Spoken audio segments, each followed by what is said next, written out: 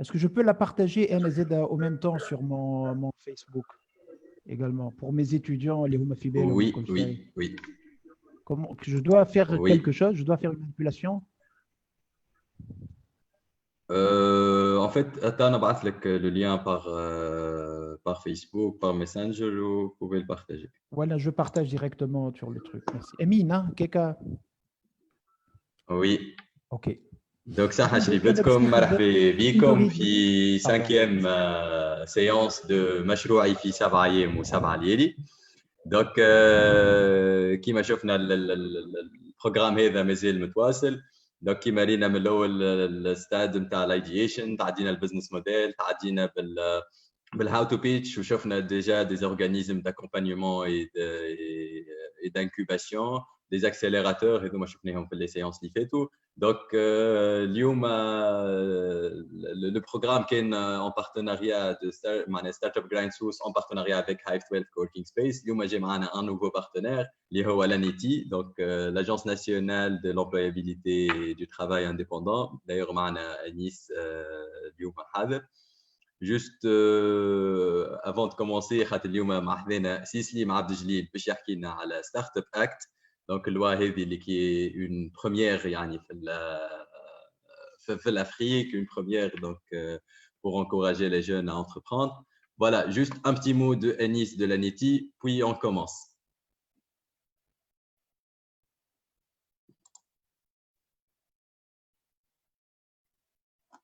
Promotion de la micro-entreprise de l'ANETI. L'ANETI est l'Agence nationale pour l'emploi et le travail indépendant. Bon, فما برشا عباد تعرف l'ANETI. بالنسبة اللي ما يعرفوش, c'est un établissement public à caractère non administratif. La mission principale نتاعو, c'est la mise en œuvre de la politique du gouvernement en matière d'emploi. Donc, nous opérons essentiellement le travail salarié, le travail indépendant et l'entrepreneuriat. الكلمه اللي نتعاملوا بها اكثر. Donc, on a des services d'accompagnement de l'emploi salarié, les contrats CIBP ou Karama ou KIF et ainsi de suite. On a des services d'accompagnement entrepreneurial. ما نزيدش نحكي برشا على خاطر نورمالمون في البروغرام نتاعنا فما une intervention من عند une collègue Inch'Allah في la 4e séance qui concerne les services d'accompagnement entrepreneurial de l'ANETI. وتو تزيد تعرفكم بالكدا اللي يحبوا يعرفوا l'ANETI بالكدا تو يزيدوا يعرفوها اترافير ما كوليغ ايمان العويشي. دونك مرحبا بكم الناس الكل وان شاء الله تعدى سيونس باهيه.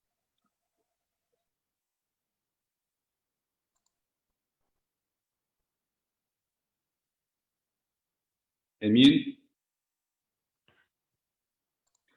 Merci Anis. Donc, qui m'en parle la Sislim pour parler de Startup Act. Sislim, Khalik, تقدم روحك تصور, ça sera mieux, ou on peut commencer le webinaire. Bon webinaire à tous. Merci Emine, merci Anis pour ta présence. Comme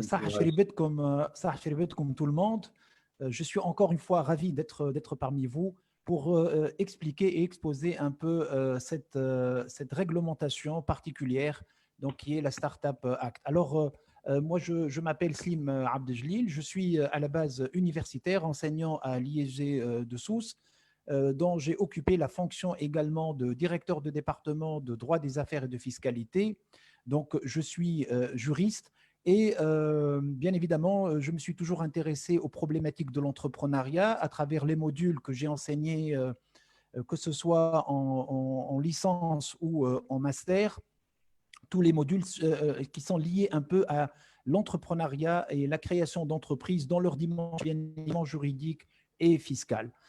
Donc, mais également, les dernières années, j'étais chargé de mission auprès du cabinet du chef du gouvernement et parmi les dossiers qui m'ont été confiés, le dossier de la réglementation des Startup Act. C'est un dossier que j'ai suivi pour le compte donc, du gouvernement tunisien au moment de sa promulgation au nom du cabinet du chef du gouvernement. Et c'est ce qui fait un tout petit peu, en quelque sorte, la particularité donc, de la Tunisie. La Tunisie a décidé de légiférer en matière de start-up, c'est-à-dire de créer un statut juridique particulier. Je commencerai par dire que n'est pas quiconque start-up. parce que nécessairement, les juristes sont passionnés par ce qu'on appelle le droit en tant que science. Alors, le droit est une science, certains peut-être ne peuvent pas le voir ainsi, mais le droit est une science terminologiquement exacte, donc il utilise un jargon qui lui est propre. Aujourd'hui, le terme start-up, qui était un terme sui generis, qui n'avait pas de sens, parce qu'une start-up est une petite entreprise, on va dire, une entreprise pousse dont l'activité est basée principalement sur l'innovation. Par contre, aujourd'hui, lorsqu'on dit une start-up labellisée, ceci a un sens. Il a un sens parce que ça va entraîner et engendrer en quelque sorte l'application d'un régime juridique particulier. Donc, la start-up n'est pas n'importe quelle entreprise à partir du moment où elle respecte des conditions particulières. Et lorsqu'elle respecte ces conditions, elle va obtenir ce qu'on appelle le label.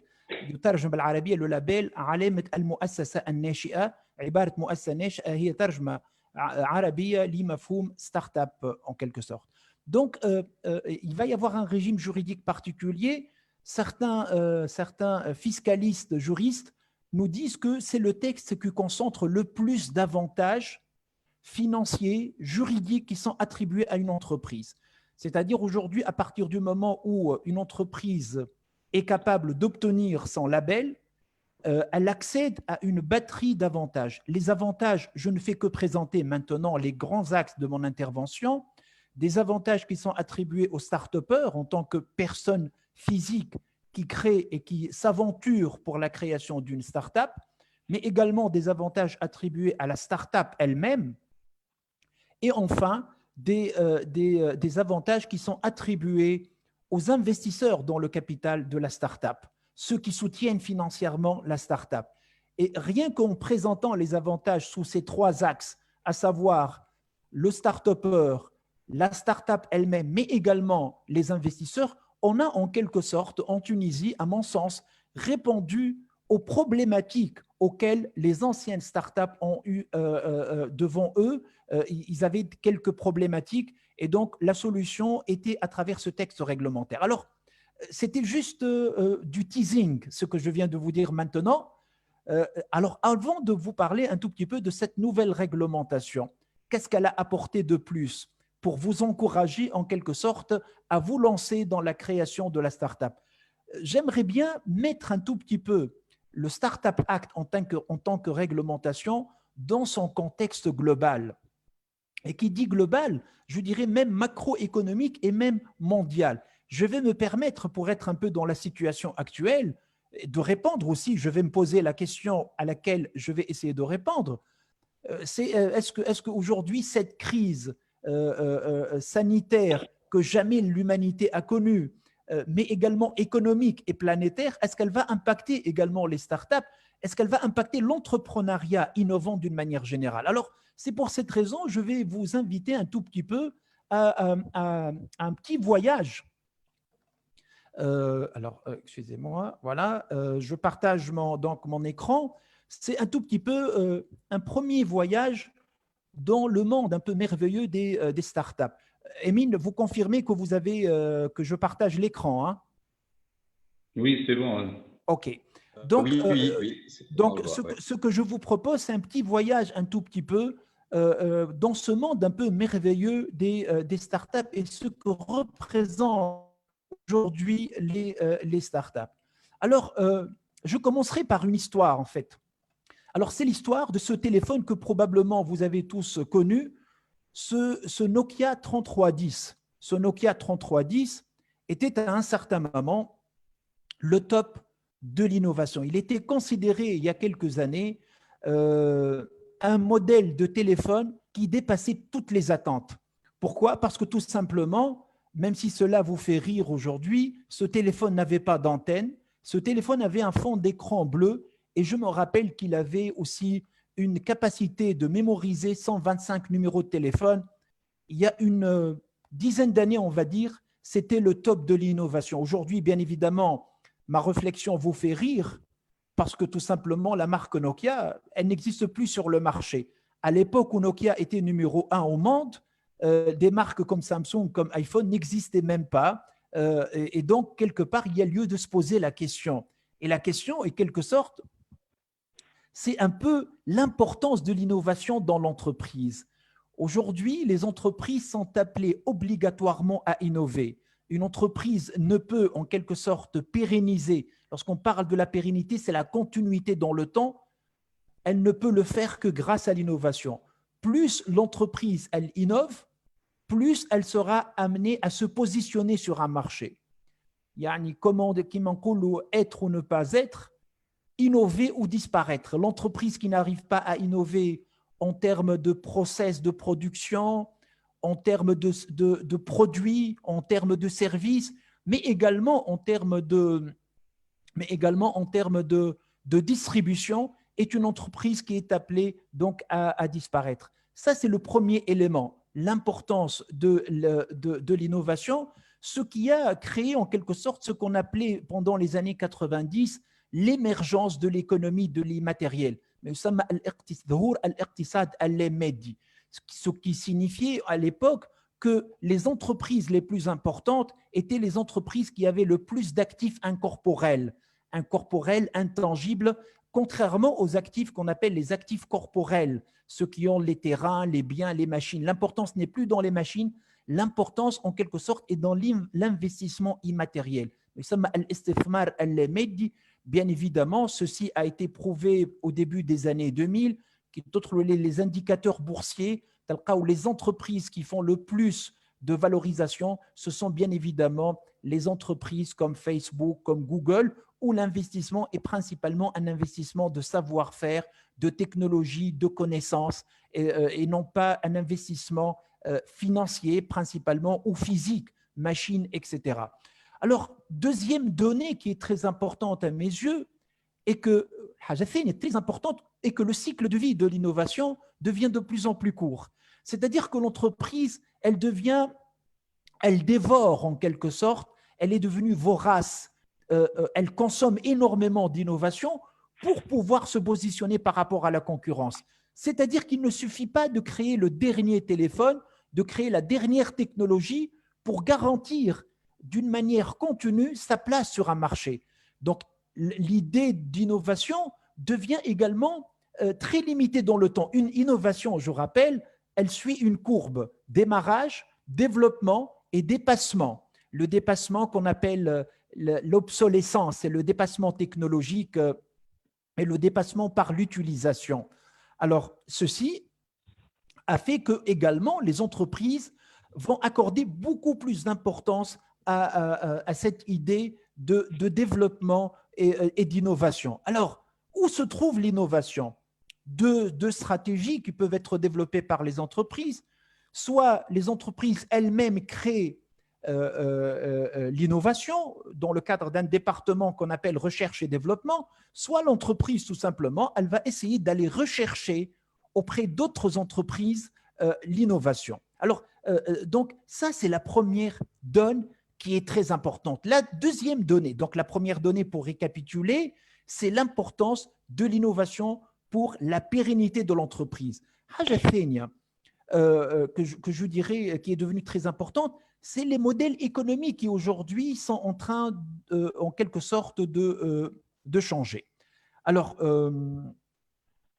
permettez-moi juste d'ouvrir un deuxième diapo.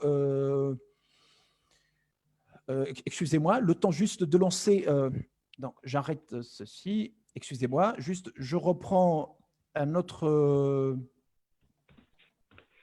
Le temps de démarrer autre chose. Alors voilà, voici le diapo qui m'intéresse. C'est l'émergence de nouveaux modèles économiques.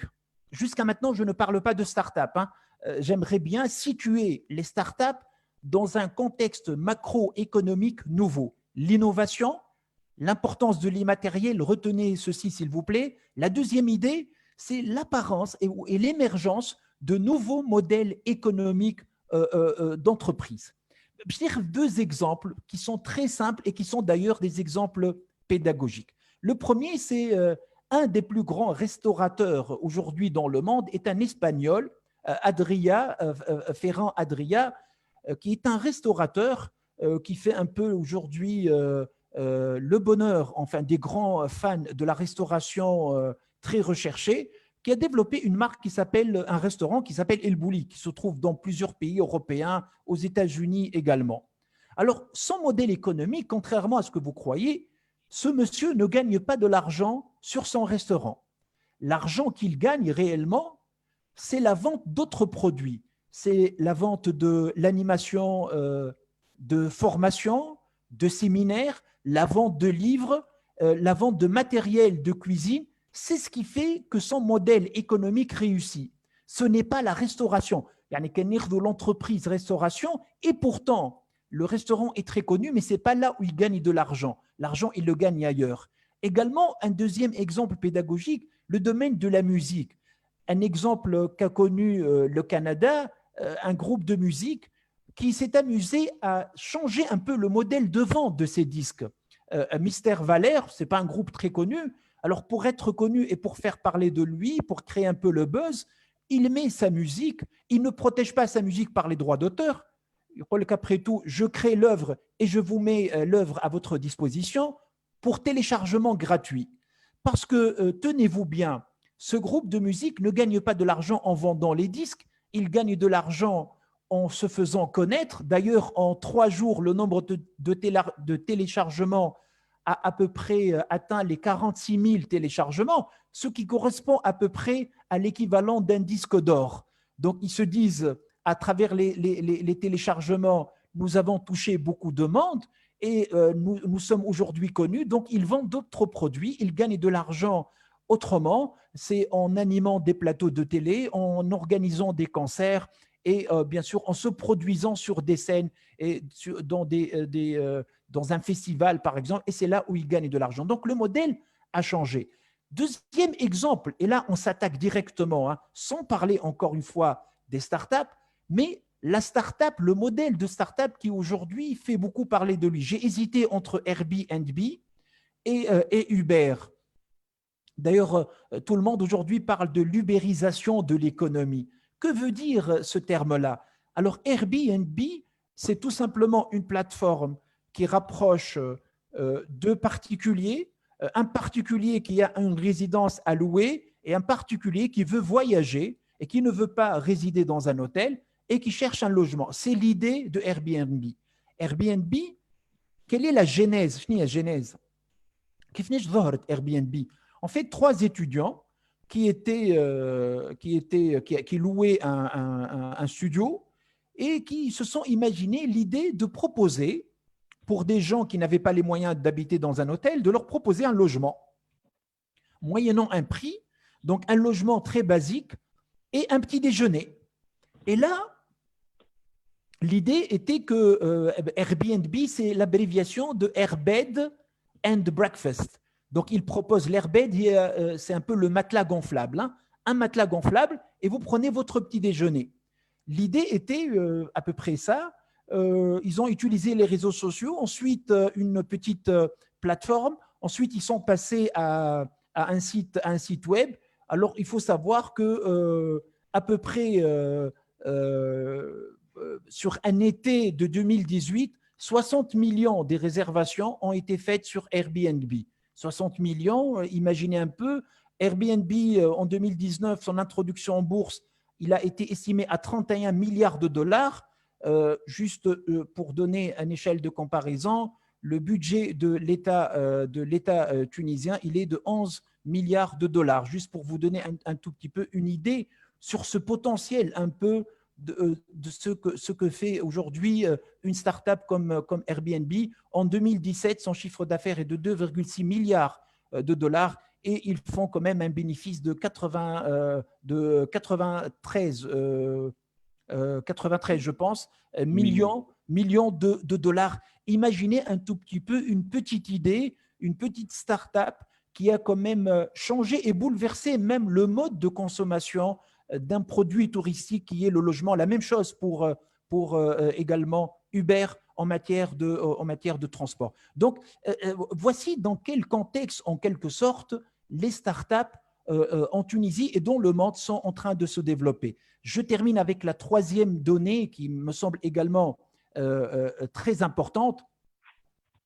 Voilà, c'est un peu aujourd'hui ce qu'on une minute sur Internet. Et c'est là où il y a le trafic et c'est là où il y a du potentiel. Je vous laisse découvrir un tout petit peu les chiffres. Certains qui m'interpellent aujourd'hui, lorsque je sais qu'en 60 secondes, il y a 1,3 million de logins sur Facebook.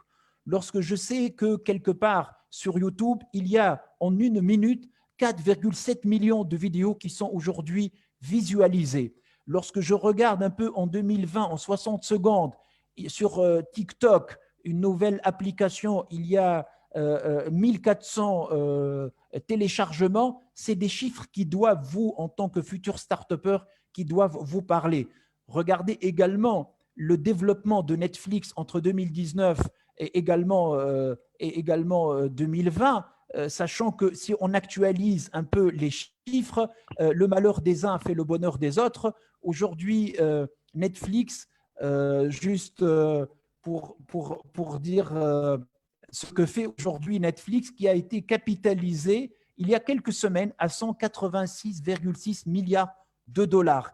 Aujourd'hui, Netflix dépasse en quelque sorte en termes de capitalisation boursière l'empire Mickey qui a été créé depuis des années. Aujourd'hui, Netflix se positionne nettement mieux. Donc, voici à peu près dans quel contexte les startups vont fonctionner. Jusqu'à maintenant, je n'ai pas parlé de choses juridiques. Alors, je reste juste sur des aspects un peu d'introduction. Alors, que veut dire une startup? Donc, j'arrête un peu la présentation, mais on revient à une certaine interaction directe, même c'est souhaitable. Alors, qu'est-ce que la startup? Alors, le législateur tunisien va donner une définition particulière. Vous avez deux catégories de définition. Une définition qu'on peut appeler une définition linguistique connue. Il suffit de vous connecter sur Google, mettez startup, on va vous dire que c'est une jeune pousse qui cherche un modèle économique innovant et qui est constamment à la recherche de financement. Ça, c'est la définition linguistique, on va dire, qui est donnée par les gestionnaires. Le droit a ses propres définitions. Ça veut dire quoi, ses propres définitions? C'est-à-dire que n'est pas quiconque considéré comme start-up. D'ailleurs, en Tunisie, la particularité, on ne peut pas s'auto-déclarer, se dire « moi, j'ai une start-up ». Si vous voulez vous déclarer en tant que start-up, vous êtes censé normalement obtenir le label. Ce label, pour l'obtenir, il faut des conditions. Avant de venir un peu aux conditions, je voudrais un tout petit peu vous expliquer comment l'État tunisien, qu'est-ce qui a fait que l'État tunisien, particulièrement l'ancien gouvernement, soit convaincu de faire une réglementation particulière. C'est très important de savoir le pourquoi des choses, parce que ça va vous donner d'abord confiance en vous, les jeunes start-upers, parce que l'économie de demain, elle est nécessairement basée sur votre créativité et votre degré d'innovation. Ce ne sont pas des propos de langue de bois ou des propos de politique, loin de là.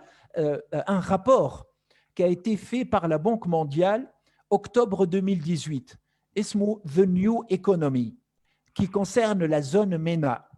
Alors, c'est vrai qu'on peut rentrer dans plusieurs détails, plusieurs considérations sur le développement économique de la zone MENA dont la Tunisie fait partie. Dans la zone MENA, la plus grande problématique qui est à la fois une problématique mais un avantage. C'est le nombre des jeunes. On estime que plus que 46% de la population est jeune. Et cette jeunesse, contrairement à ce qu'on peut penser qui constitue une contrainte en termes de formation, en termes d'employabilité, c'est le potentiel à venir de notre pays. C'est pour cette raison qu'il faut miser sur les jeunes et particulièrement les jeunes qui sont innovants. Bien évidemment, ça suppose de la formation, ce que je pourrais appeler du hard skills. C'est la formation que vous obtenez à l'université, mais énormément d'auto-formation et énormément de soft skills. Même si c'est une petite parenthèse, je suppose que je m'adresse à des jeunes porteurs d'idées, des jeunes étudiants ou des jeunes tout court hein, qui ne sont même pas censés être étudiants. Alors, réellement, il faut croire en vous, mais croire également que le système qui est en train de vous former vous donne certaines aptitudes, mais il ne vous donne pas la totalité des aptitudes. Moi, personnellement, je fais partie des gens, parce que c'est une question souvent que je me pose. Qu'est-ce qu'il faut pour être entrepreneur?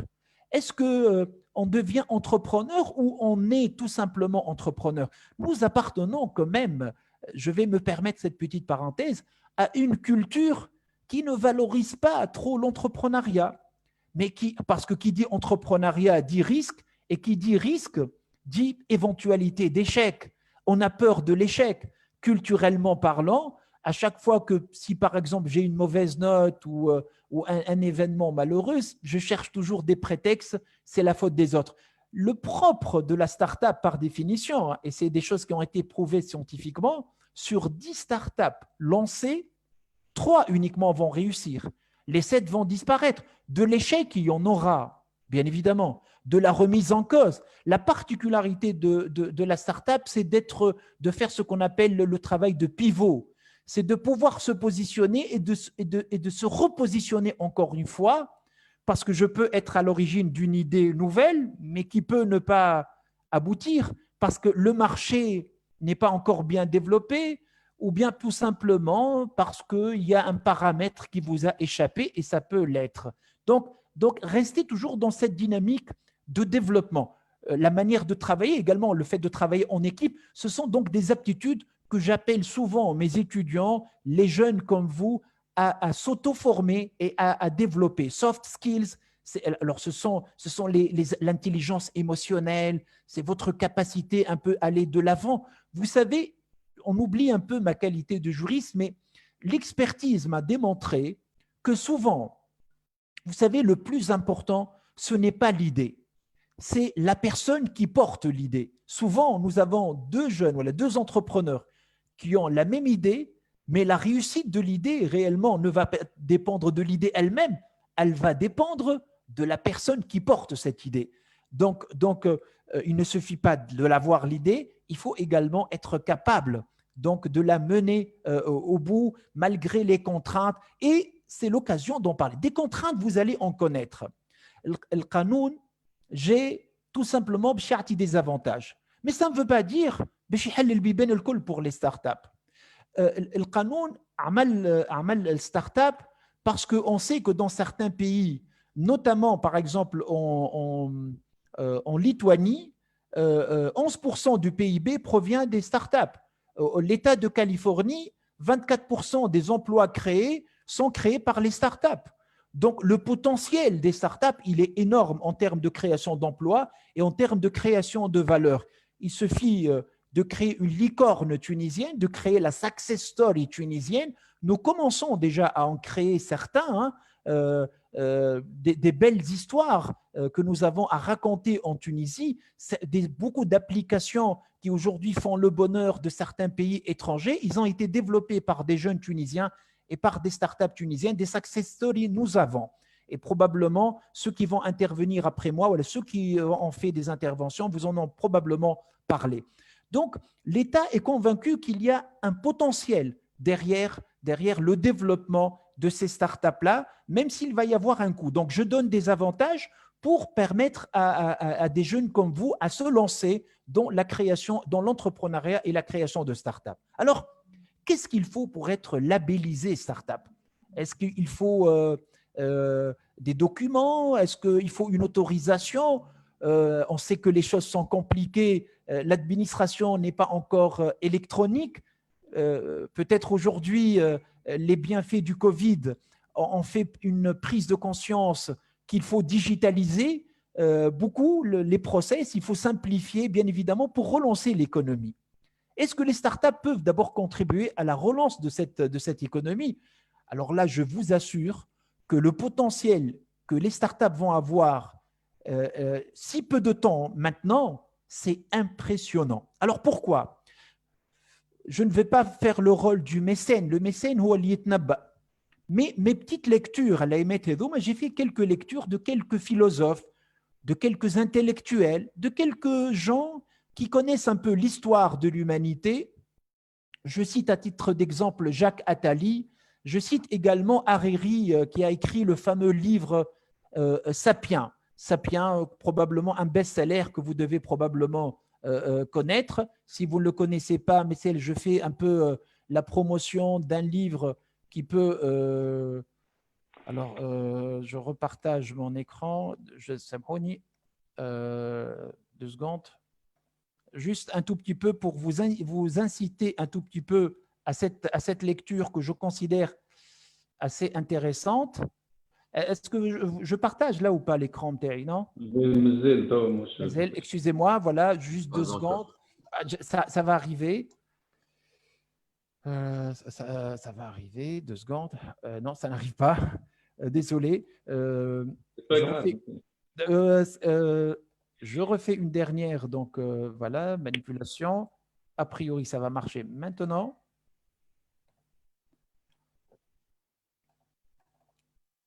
Voilà. Est-ce que, oui, vous voyez un peu le… Voilà. Donc je fais référence un peu à ce livre Sapiens, qui fait un peu une lecture un peu de l'évolution de l'humain. Il faut savoir qu'aujourd'hui, cette crise du corona va créer en quelque sorte beaucoup de coopération. Une première situation, Ottawa, c'est un peu le refoulement, c'est la fermeture ou l'enfermement.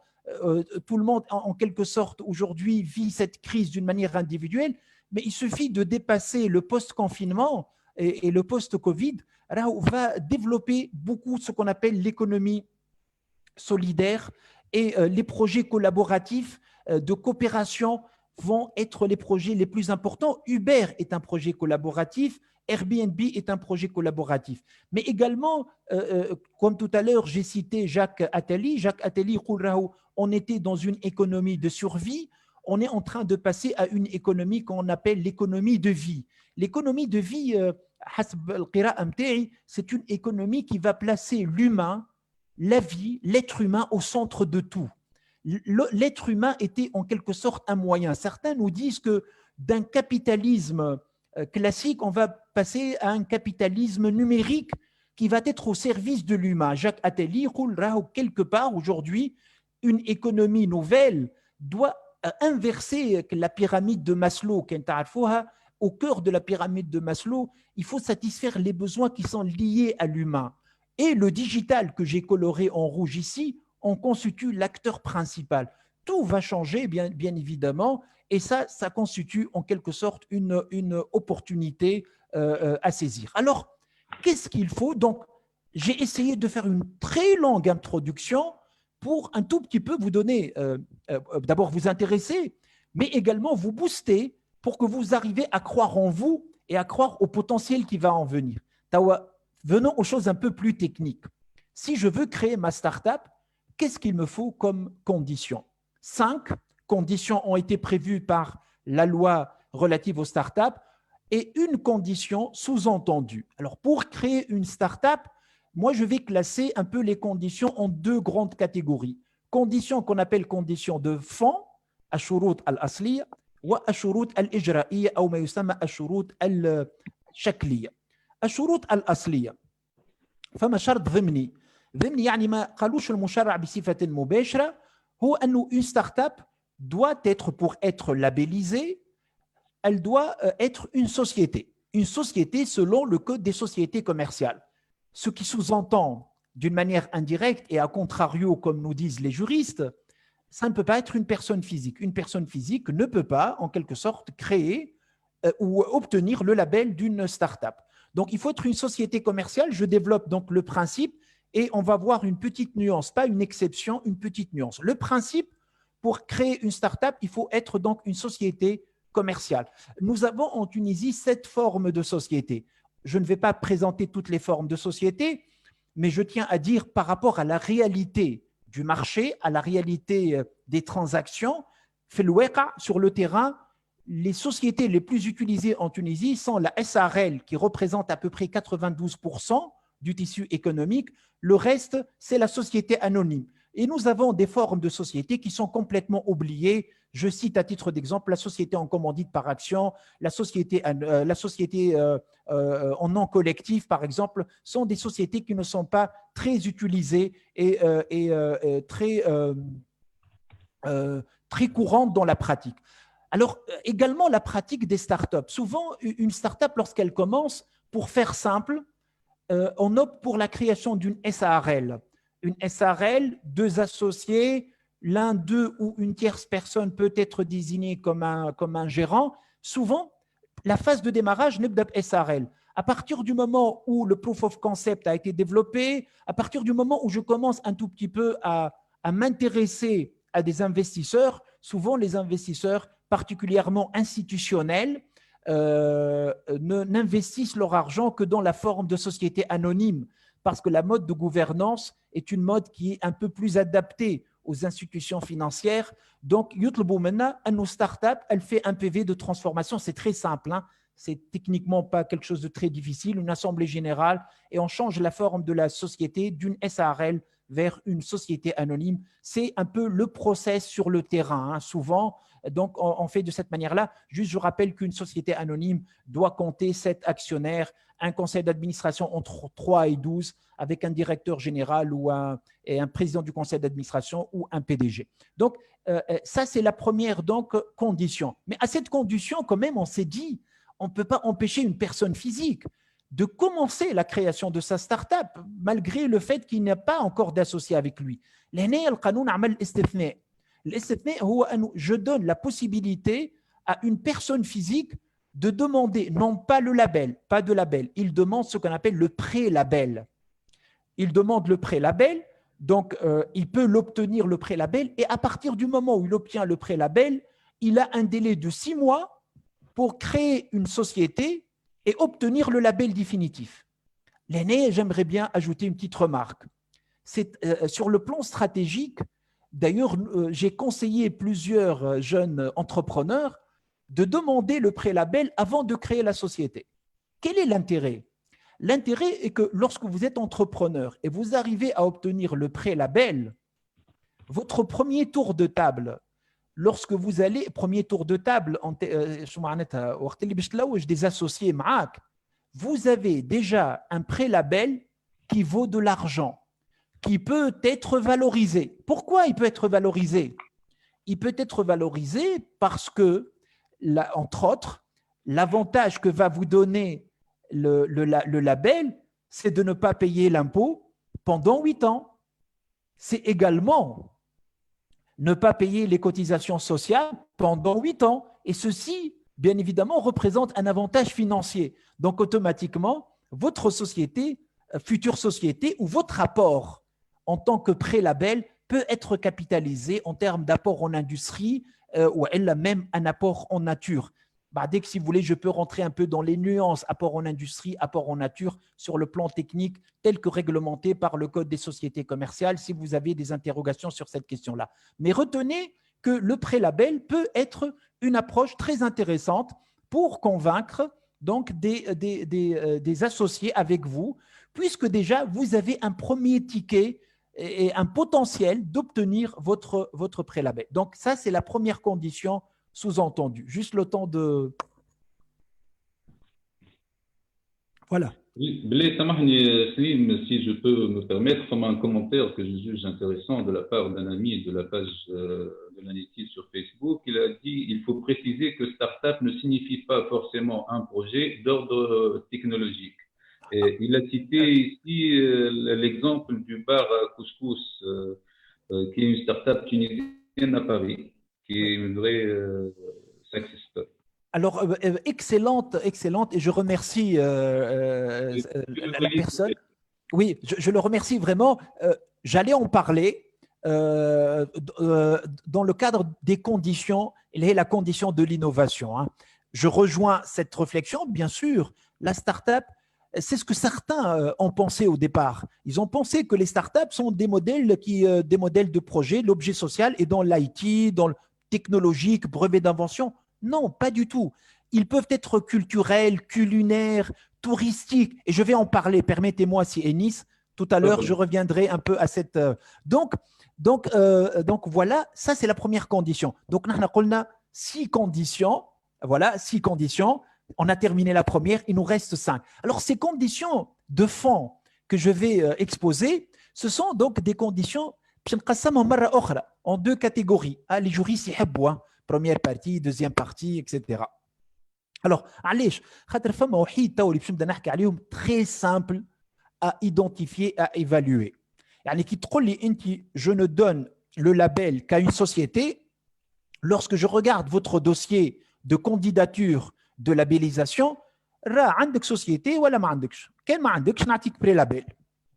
D'accord?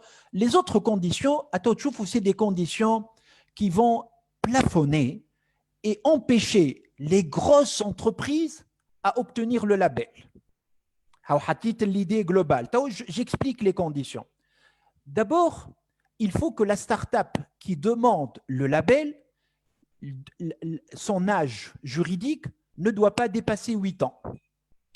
C'est-à-dire que le législateur tunisien veut pour le moment réserver le label pour des jeunes entreprises, des jeunes sociétés créées.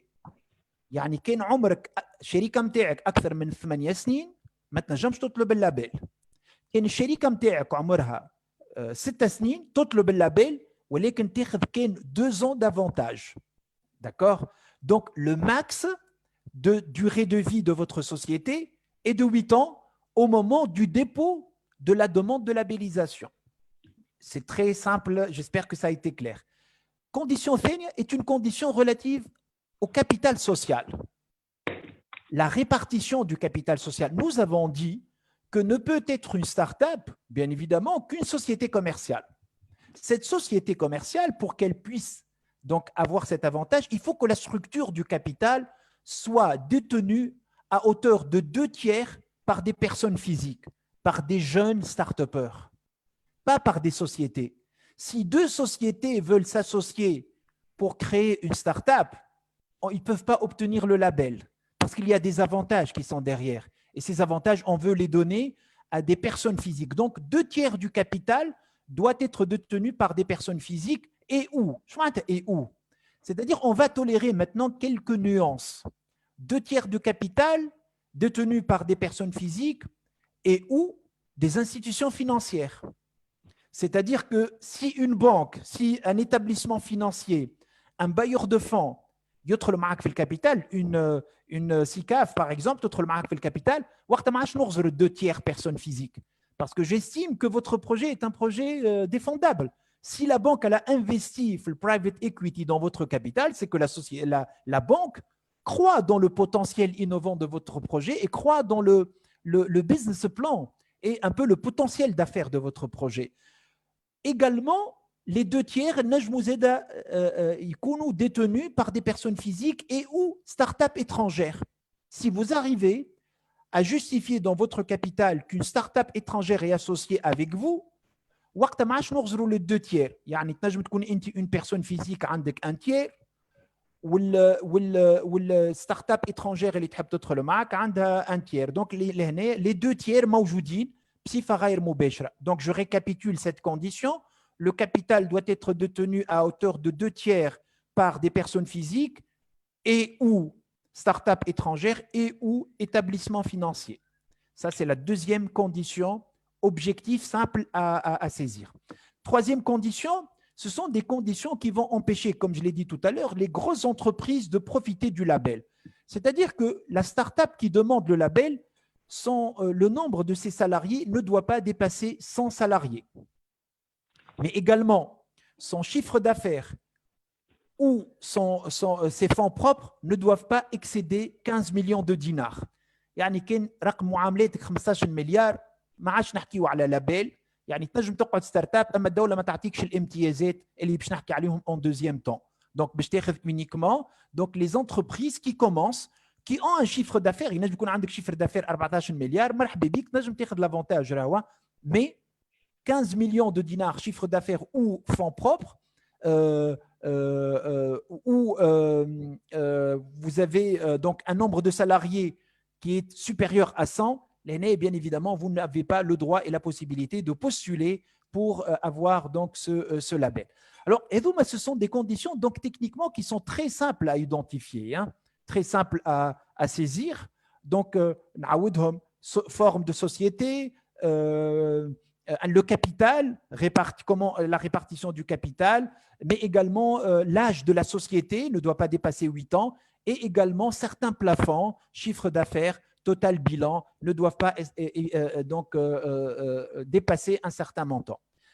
Maintenant, il y a une autre catégorie de conditions, mais ce sont des conditions, je ne sais pas, à géométrie variable. Et là, il y a réellement une appréciation. L'innovation est un modèle économique qui peut garantir une certaine croissance. L'innovation, l'interrogation d'un auditeur, il a confirmé à juste titre que l'innovation n'est pas que technologique. Oui, l'innovation n'est pas que technologique. Alors, permettez-moi un tout petit peu, s'il vous plaît, d'apporter une petite réflexion. Pas théorique, ne vous inquiétez pas, mais juste l'innovation n'est pas entendue dans un sens pur. Innovation, d'abord, est un terme qui est méconnu par le droit. كي نرجع للمصطلحات القانونية، القانون يحب التعريف، يحب ce qu'on appelle les définitions.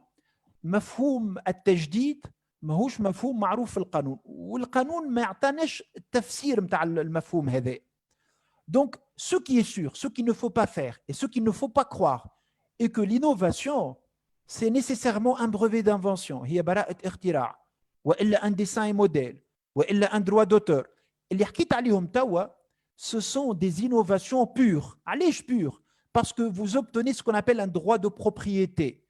On ne parle pas d'innovation qui est protégeable par le droit, qui est brevetable. Je ne suis pas un grand technologue, je ne suis pas un grand ingénieur. J'ai tout simplement une petite idée pour aider à la distribution, au tourisme, à la géolocalisation, à l'économie solidaire, à la création d'une plateforme de crowdfunding, par exemple dans le domaine de la donation. Donc, ce sont des idées qui ne sont pas banales, bien évidemment, mais qui ne sont pas forcément des idées de grande technicité. Dans le mécanisme de labellisation, j'apporte une idée, par exemple, sur la gestion de flux des consommateurs dans un restaurant. Si Enis El Bahri également, il dépose la même idée d'innovation. Le collège des start-upers, parce que j'ai donné un label à Si Enis, donc j'interdis à Si Slim d'avoir le label. Ma famille, la règle du premier venu, premier servi. ثبت في le site www.startup.tn. Tu vois la liste des startups qui ont été labellisées في تونس، تلقى par secteur d'activité، تلقى في الفينتك، la blockchain، كاين عندكم فكرة على البلوكتشين s'il y a parmi nous des ingénieurs financiers، تلقى أنه plusieurs startups aujourd'hui opèrent dans le domaine de blockchain, sachant que le blockchain c'est très diversifié, smart contract, bitcoin, etc., etc. Donc هذوما الحاجات très importantes à mes yeux. Donc l'innovation ماهيش راهو اختراع، ماهوش un droit d'auteur، ماهوش حاجة très originale, d'accord? Il suffit que le modèle que vous proposez est un modèle soutenable, un modèle innovant, pas forcément une pure innovation, également un projet qui est un projet qui peut se développer, et la scalabilité نتاعو تنجم تطلع au fur et à mesure, d'accord? Donc voilà à peu près les conditions. Ces conditions-là que je viens donc d'évoquer vont faire l'objet donc d'une consultation. Vous allez donc en quelque sorte déposer votre demande. D'abord, les jeunes, je le dis, je l'assume, on est toujours sceptique. La procédure, elle est simple. Faites le test. J'ai vu quelqu'un qui a mis sur notre conversation le site www.startup.tn. C'est fluide, c'est simple. Le dépôt est un dépôt donc à distance d'abord. D'accord? Donc, le dépôt est défléchissir.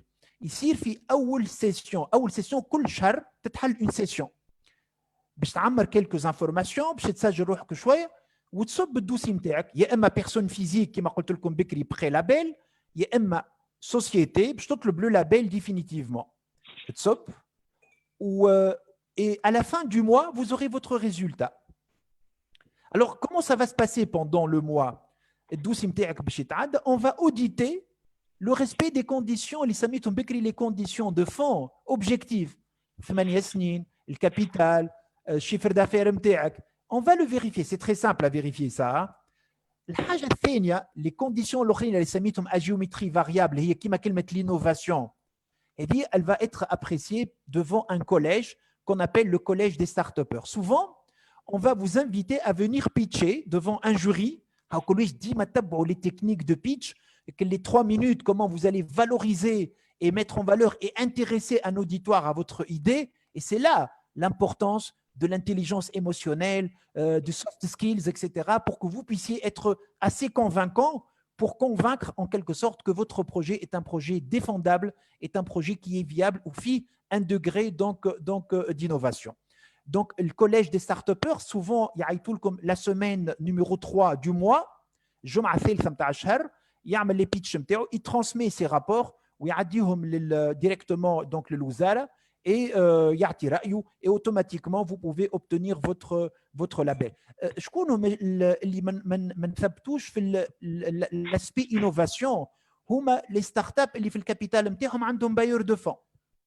قلنا لو كان انت عندك ان بايور دو فون داخل معك في الكابيتال ما عادش نقلقك تعطيني لي كونديسيون الاولانيين 8 سنين 2 تيير دو كابيتال تعطيني الا انت ما عندكش لي بلافون تاع 100 سالاريي تاع 15 مليون دو دينار اوتوماتيكمون تاخذ اللابيل نتاعك. Si vous obtenez votre label, alors jusqu'à il y a quelque temps vous aurez à faire une photo avec le ministre. ما نعرفش ce ministre là est-ce qu'il va faire la photo avec les startups ou يعطيوك ورقه qui vaut de l'or à mes yeux. On va vous donner votre attestation d'une start-up labellisée. Souvent, on accompagne ça, les mektrales, c'est le mabrouk, il faut le savoir. Hein. Souvent. Hein. Oui, je pense. Oui, il faut bien. Pourquoi? Alors, non, réellement, parce que ça se mérite. Et on va vous donner des clés. Le deuxième partie de mon intervention, qu'est-ce qu'il vous donne ce label? Que va vous donner ce label et quelles sont les portes qui va vous... Si je peux me permettre de vous... Et vous pouvez pour que je puisse récupérer, Anazid. Oui, au contraire. Il y a certaines questions de la part des followers de la page interne. فما شكون سأل على scalability يحبوا une définition تاع scalability ما فهموهاش الكلمة تعدات. d'accord, تعدات في ça. D'accord. فما حاجه اخرى فما اون كيستيون زاد فما شكون سال قال لك يا اخي ما نجم ناخذ لابيل ستارت اب نكون اون سوسيتي كوميرسيال دونك انت فوزيت جوريست فسالوا شنو معناها سوسيتي كوميرسيال. اوكي.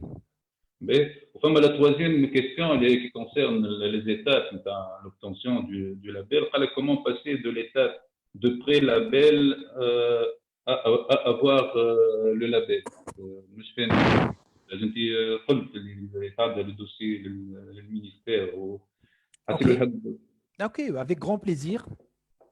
Alors, merci pour cette interaction et cette question parce que ça me rappelle qu'il y a des aspects que j'aurais dû peut-être développer avec plus de...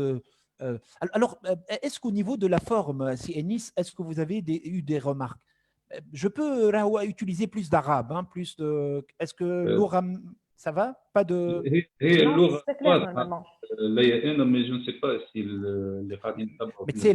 Mais je m'adresse en votre nom à l'auditoire. Si certains d'entre vous trouvent des difficultés à comprendre certains concepts, je vais essayer d'alterner en quelque sorte entre arabe et français. Ça ne me dérange pas et ça ne me dérange aucunement. Alors, je vais d'abord question parce que pour garder le fil des idées.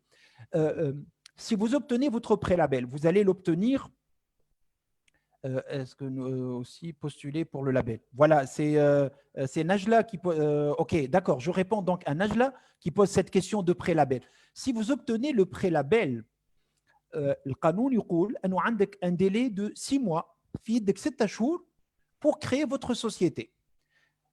il suffit d'apporter ce qu'on appelle un RNE, un document du registre national des entreprises et le registre de commerce. Vous avez créé une société, automatiquement le pré-label MTEC se transforme en label. D'accord. Donc 6 شهور تنجم تكون قبل ب6 شهور ماكسيموم نتاعك. يعني كأنه القانون يقول لي لو بري لابيل يقعد عندك الحق انك تردوا لابيل بشرط انك تخلق شركه، تاسس شركه في يدك 6 شهور. تنجم تاسسها في شهر شهرين. كان فوت 6 شهور منطوق القانون، منطوق النص القانوني يتيح عليك حق لو بري لابيل. ما عادش عندك الحق انك تتمتع باللابيل لو كان تتجاوز 6 شهور انطلاقا من التاريخ اللي تاخذ فيه لو بري لابيل. Donc on fait attention pour ne pas dépasser les délais. C'est très important. D'accord. Donc j'espère que j'ai bien répondu. Donc عندك في يدك 6 شهور من البري لابيل. Une fois تثبت انك خلقت الشركه نتاعك، le pré label devient automatiquement un label et il va vous ouvrir un peu certaines portes en termes d'avantages. OK. Alors, d'accord, je vois que oui, la réponse a été… OK. Alors, pour celui qui m'a posé la question relative à la forme de société, si vous optez pour une société, oui, elle doit être une société commerciale. Nous connaissons en Tunisie 2 catégories de sociétés, les sociétés civiles et les sociétés commerciales. Bien sûr, les sociétés civiles, les sociétés d'avocats sont considérées comme des sociétés civiles. Les sociétés civiles sont également, par exemple, les sociétés agricoles. Qu'est-ce qu'une société commerciale? Par 2 critères. La société, elle est commerciale lorsque l'objet de la société, il est commercial. Et commercial, il roule article 2, Code des sociétés commerciales, toute activité de production, circulation, spéculation et entremise.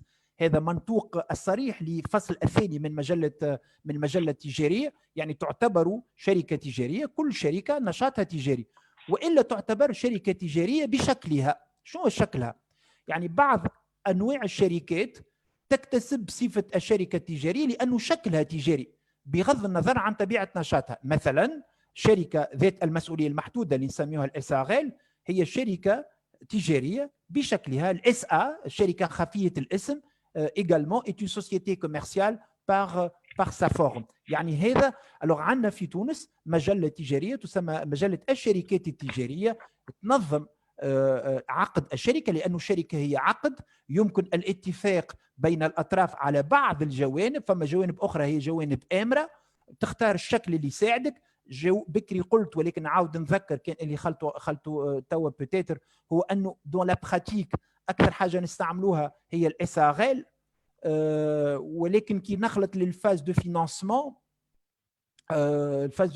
دونك اوتوماتيكمون لي بايور دو فون يطلبوا عليه انه الشركه تكون شركه خفيه الاسم، société donc anonyme. خاطر le mode de gouvernance il est beaucoup plus approprié. يعني الحوكمه نتاعها فيها اكثر ريغور. قاعدين نستناو نحن انسيسامون كان مجلس النواب يعني ينظر يكمل لنا ليكو سيستيم دي ستارت اب طالبين عليه. فما مشروع قانون يسمى هي شركه بين شركه ذات المسؤوليه المحدوده وبين الشركه خفيه الاسم، يعني تاخذ الريغور نتاع السوسيتي انونيم والسامبليسيتي دو فونكسيونمون نتاع الSARL. سما société par action simplifiée نستناو فيها برشا الشركه هذه لانها اسهل. الشركه خفيه الاسم ثقيله en termes de procédure et تمشي اكثر مع لي grands projets industriels. اليوم لي ستارت اب دون لو موند يمشين اكثر في دي فورم بوكو بلو سامبل. دونك نستناو انه المشرع التونسي يكمل لنا بعض القوانين الاصلاحيه باش تتقوى ليكو سيستيم اللي نسميه انا بيرسونيلمون ليكو سيستيم جوريديك دي ستارت اب.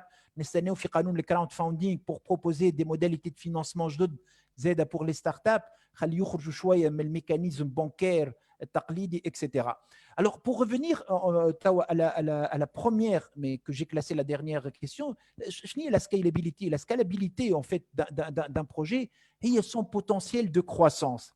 Bekri, je m'adresse ici à celui qui a posé la question. فسرت شنو يصير في 60 secondes dans le monde. وخذينا quelques exemples Facebook, Netflix, Instagram etc. يعني le modèle économique اليوم نتاع اي ستارت اب راهو الكرواسونس نتاعو elle est énorme. اليوم كي ناخذ مثلا le secteur des fintech, finance technologique, ces solutions un peu technologiques اليوم qui vont remplacer le paiement instantané ou les transferts de fonds. يعني اليوم نخموا على des approches خاطر ديما نقول انا راهو لا ستارت اب اللي باش يخدم على المارشي التونسي راهو ضويق شويه. يلزمك تخمم un peu même à l'international. لازمك تخمم avec un potentiel énorme. الكرواسونس نتاع souvent نتاع الستارت اب elle peut être fulgurante. شو معناتها fulgurante? Exemple, enfin, je vois un peu autour de moi, tout le monde parle des TikTok, c'est ça, TikTok, cette application nouvelle qui en 60 secondes quand même, il y a à peu près 1400 TikTok qui se font, hein, en une minute. شفتوا معناتها comment elle se propage cette application en si peu de temps. Paf. Et c'est ça la scalability, et c'est ça la croissance exponentielle donc de l'activité d'une start-up. Alors, فما حاجة, une question que je vais me poser à moi et à laquelle je vais répondre. Lorsque j'entreprends une start-up, est-ce que je dois tenir en compte les obstacles juridiques? Question. Alors là, la plupart, j'ai eu beaucoup de questions de création de start-up qui, de premier abord, ma réponse est non. Mais, alors, exemple, j'ai été consulté par une boîte étrangère qui veut lancer un peu le Kérim tunisien, l'Uber tunisien. En tant que bon juriste, un juriste classique, يتسمى carré, ترجع للقوانين تلقى القانون وتقول la réponse est négative. Il est interdit aujourd'hui le covoiturage, le texte réglementaire, il est clair. Donc, fait l'étude de faisabilité, lorsque je suis en train d'entreprendre, l'étude de faisabilité, la faisabilité financière, la faisabilité commerciale, ou la faisabilité juridique. Parce que le juridique, en fin de compte, il va soit autoriser, soit interdire. Le problème en Tunisie, souvent, tout ce qui n'a pas été réglementé, l'idara, c'est interdit. Légalement, c'est non. بالقانون بالمحكمة الإدارية باللي تحب, tout ce qui n'a pas été interdit, réglementé, structuré, il est autorisé, sauf tout ce qui concerne l'ordre public et les bonnes mœurs. Je ne peux pas faire un projet qui porte atteinte à l'ordre public ou qui porte atteinte aux bonnes mœurs. Al-akhlaq al-hamida. Monsieur, l'akhlaq al-hamida mafhouma. Certaines activités ne peuvent pas être développées. Certains trucs, vous pouvez imaginer, qui ne peuvent pas faire l'objet de plateformes. On peut faire, par exemple, des plateformes de rencontres, mais pas de plateformes de certaines rencontres. Sans rentrer un peu dans les détails, faites appel à votre imagination et vous avez compris qu'est-ce qui est autorisé et qu'est-ce qui ne l'est pas. Mais attention, certains projets Intigo, que je considère personnellement, j'étais tout content de voir un peu cette start-up se lancer. Intigo, avec tout le respect que je dois à ces développeurs, il n'a pas inventé, il n'a rien inventé.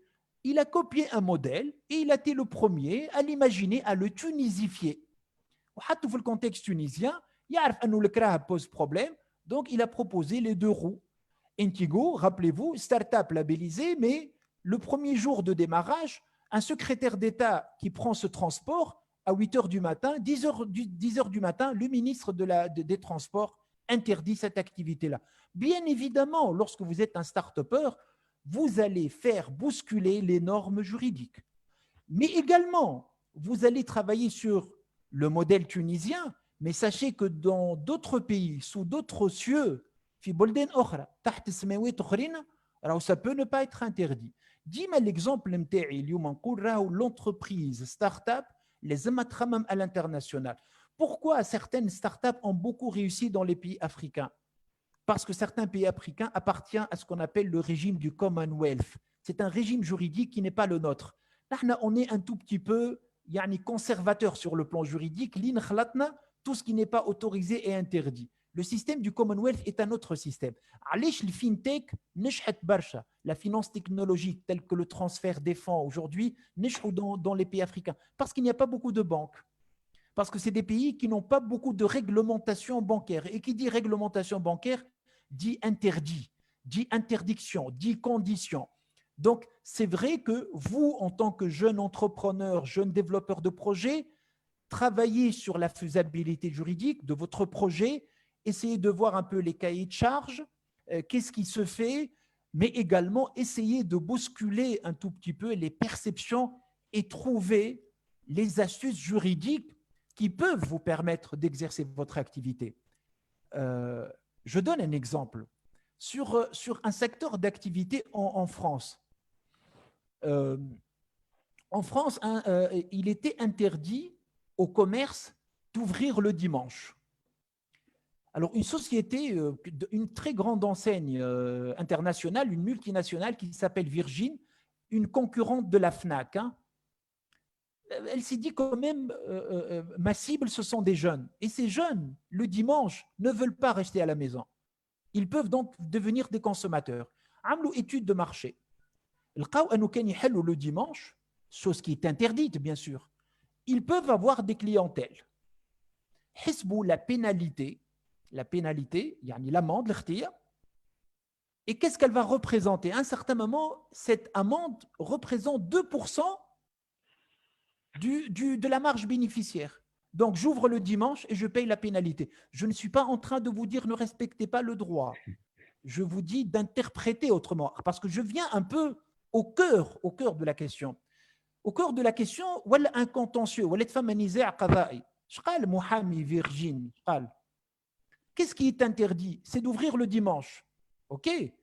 Le samedi. L'acte incriminé, لأنه فما مبدأ في القانون اسمه مبدأ شرعية الجرائم والعقوبات. الجريمة المجرمة هو الفتح يوم الأحد. إيه أنا ما حليتش نهار الأحد، أنا حليت نهار السبت وما سكرتش. Exemple, je ne suis pas en train de... Pour vous dire, il faut savoir polémiquer. Il faut savoir un tout petit peu bouleverser, nbadou le mindset de ceux qui nous gouvernent pour être un peu plus libéral par rapport à cette nouvelle économie. Sinon, bien évidemment, toute innovation sera considérée comme les femmes à cahier de charge, mais avec les conditions. Donc, la meilleure des réponses, ça on a le cas. La nitide, on a le cas. قول كذي ما فيهاش cahier de charge. سامحني سيني ça. قول لي راهو ما فيهاش cahier de charge. Et شنو ما فيهاش cahier de charge? On peut pas entreprendre. Bien sûr, on peut. Je vous parle techniquement et je sais, je maîtrise un peu ma science, qui est le droit, sans rentrer un peu trop dans les détails. Sachez que tout ce qui n'est pas interdit, il est autorisé. Rêvez grand et rêvez en 3D. Alors rêvez, mais maintenant on va redescendre sur terre. Pourquoi? Parce que خذينا اللابel, rappelez-vous, نحن وقفنا في فكرة أنه باش تخلصوا المبروك. C'est ça, hein? باش تخلصوا المبروك parce que vous avez obtenu votre label. Alors ce label, من نهار الأولاني, il va commencer à vous donner des avantages. Je rappelle, comme je l'ai fait dans mon introduction, 3 catégories d'avantages il va vous donner. Un avantage qui va être, ou des avantages qui vont être attribués au start-upper, l'entrepreneur, la start-up et les investisseurs. 3 catégories donc d'avantages. Je vais commencer par ce qu'on peut appeler le start-upper. Alors le start-upper, on va distinguer entre 2 catégories. Start-upper salarié, start-upper non salarié. Si vous êtes entrepreneur non salarié, c'est-à-dire vous n'avez pas encore de poste de travail, vous aurez une bourse à partir de la date de labellisation qui est un aide de 1000 dinars par mois les 12 premiers mois. Vous aurez donc votre bourse, votre indemnité de start-upper, et c'est le label qui va vous donner cette possibilité de profiter donc d'une rémunération sans aucune restitution. Donc, vous aurez 1 an de salaire payé par l'État, 1000 dinars par mois. Si vous êtes par contre un salarié du secteur privé, mais également un salarié de la fonction publique, 2 options. Dans ce cas, le droit va vous donner également, parce que certes, l'entrepreneuriat, aujourd'hui on parle des entrepreneuriats jeunes, mais il faut savoir que dans ceux qui ont également de l'expertise, ceux qui ont ils ont fait à peu près 10 ans ou un peu plus, que ce soit dans l'administration ou dans le secteur privé, peuvent aussi être des porteurs de projets innovants. Hein. Ne pensez pas que parce qu'on n'est pas aussi jeune que vous, on ne peut pas être ni entrepreneur ni innovant. Hein, d'accord? Donc, alors, cette catégorie, elle est très importante parce qu'ils ont ce qu'on appelle le user experience, très important, parce qu'ils connaissent un secteur d'activité. Je cite un exemple. Aujourd'hui, les startups des fintech, la moyenne d'âge ne sont pas des jeunes, c'est des gens qui ont été dans la banque, qui ont travaillé dans des services digitaux, qui ont de l'expérience internationale, qui sont en train de développer, c'est des gros calibres d'ailleurs d'un certain âge, c'est des consultants seniors souvent qui se mettent pour leur compte indépendant et ils créent leur start-up fintech ou la blockchain entre autres parce qu'ils estiment que l'avenir est dans la digitalisation du secteur bancaire et ça c'est un grand potentiel. Donc, donc je disais, j'ai perdu le fil des idées. J'arrive. Pas de souci. Voilà. Donc, ensuite, pour une autre question, comme ça tu peux boire un peu de l'eau, de Sabri. Bonsoir. Est-ce que les entreprises offshore pourront bénéficier du label Startup? Yes, oui. Offshore, à partir du moment où c'est une société de droit tunisien.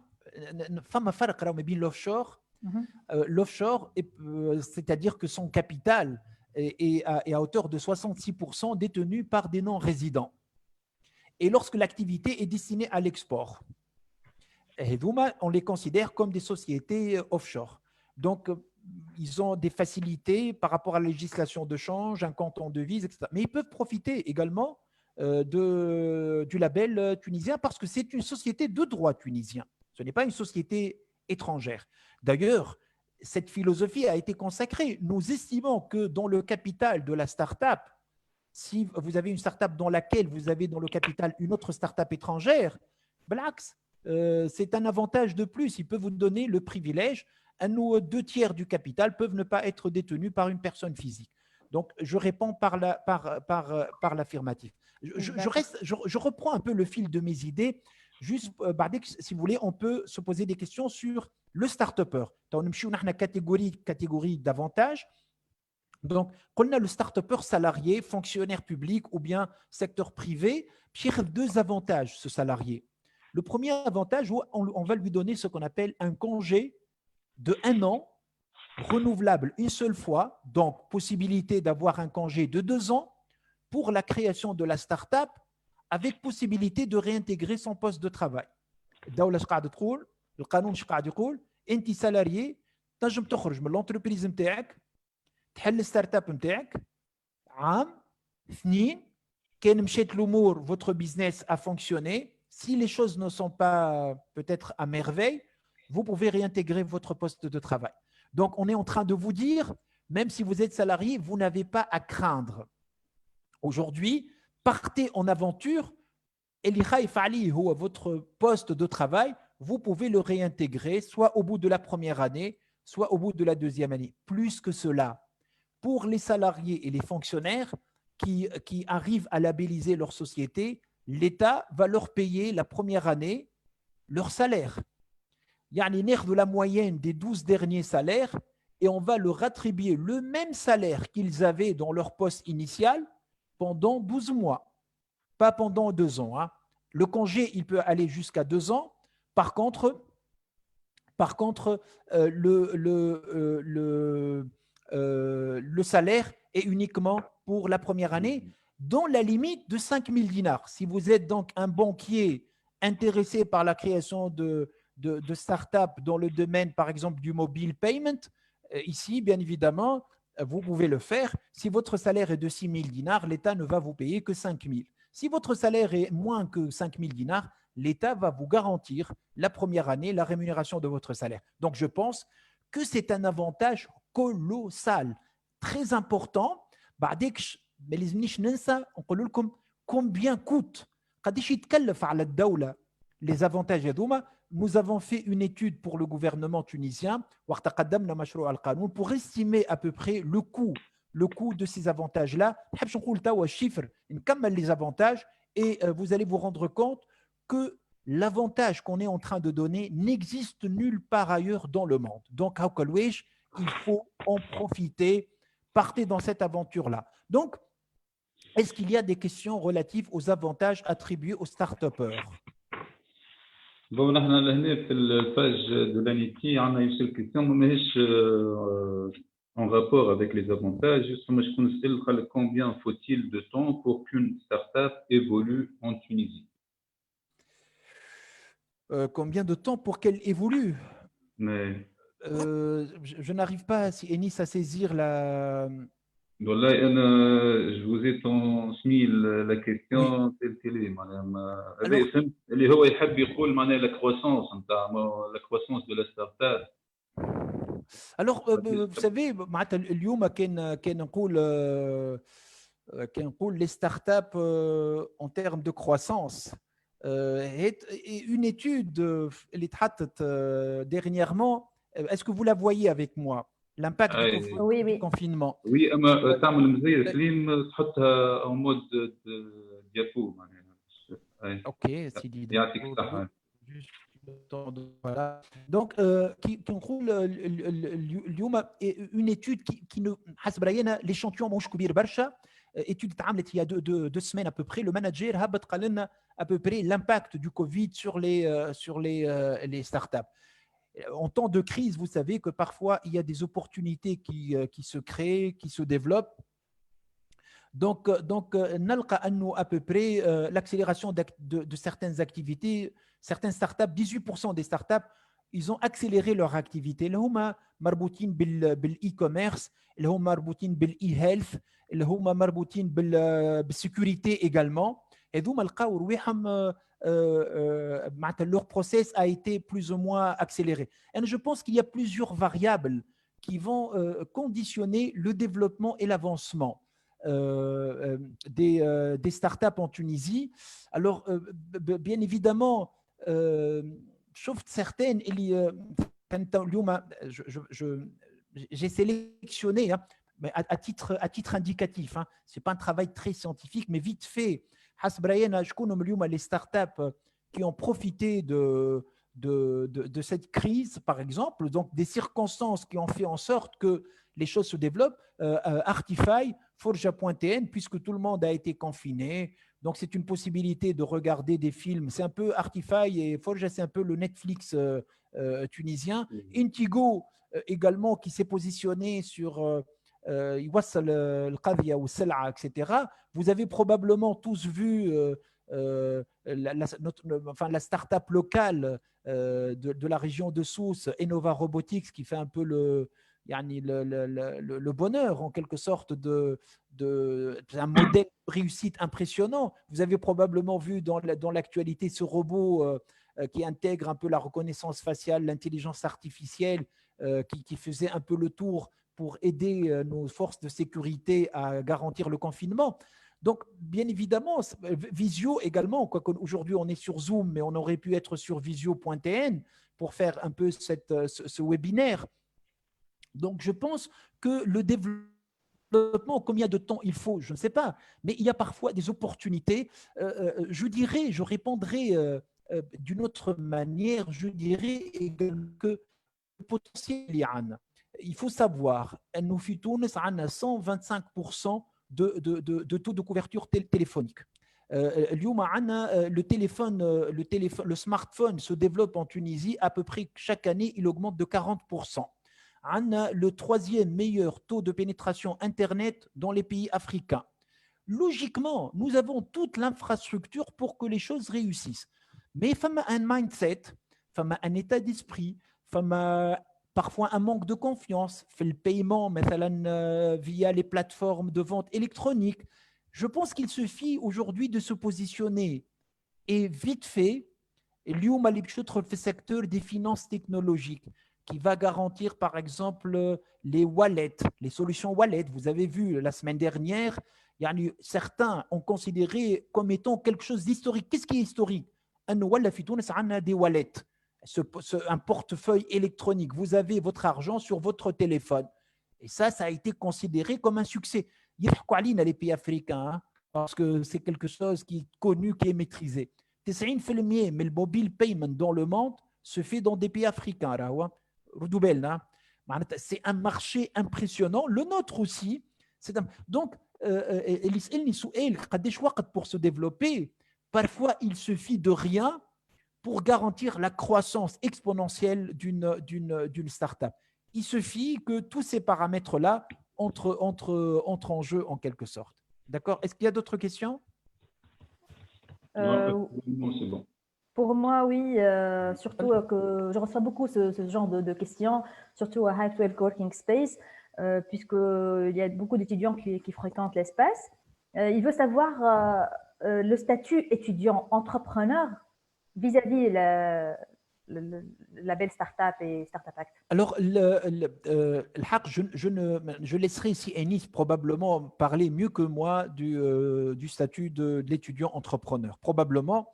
Mais ce qui est sûr, une disposition dans le canon de Startup, que j'ai oublié, et merci beaucoup Ishraf de m'avoir posé cette question, lorsque le start-upper est un jeune étudiant diplômé, les avantages et les Startup Act ne l'empêchent pas de profiter des avantages liés à son insertion dans le monde du travail.